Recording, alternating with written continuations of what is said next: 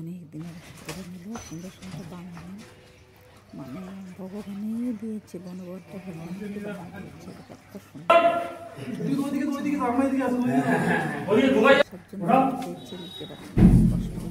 রাধে রাধে বন্ধুরা, অনেক দিনের আশা পূরণ হলো। কবে থেকে আমি ভাবতেছি একটা সিংহাসন বানাবো বলে। আমি একটা আনন্দ উপভোগ করছি, তাই তোমাদেরকে শেয়ার করতেছি। কেমন হয়েছে সিংহাসনটা তোমরা কমেন্ট করে জানাবিও। আমার তো অনেক আনন্দ হচ্ছে।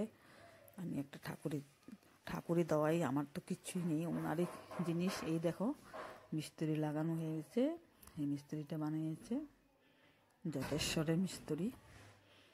কিন্তু অনেক আমার মনে খুশি লাগতেছে সিংহাসনটা দেখে। ভরপুর বড় ঠড়ো হয়েছে, অনেক সুন্দর লাগতেছে।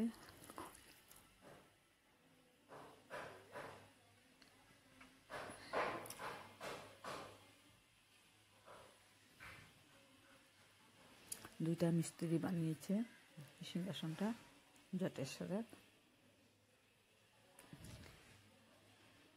বহু বছর ধরে ভাবতেছি যে একটা সিংহাসন বানাবো, বানানো হচ্ছে না। আমি যে কি যে আনন্দ, সিংহাসনটা হওয়ার পরে অনেক খুশি লাগতেছে। সব ভগবানের ইচ্ছা, ভগবানই দিয়েছে।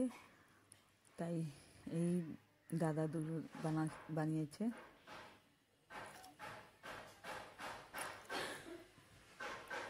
বানানোর পরেই আমার রাধাকৃষ্ণকে বসিয়েছি, দেখো কত সুন্দর লাগতেছে, দারুণ লাগতেছে, অনেক সুন্দর। মনটা অনেক ভরে গেছে গো বন্ধু।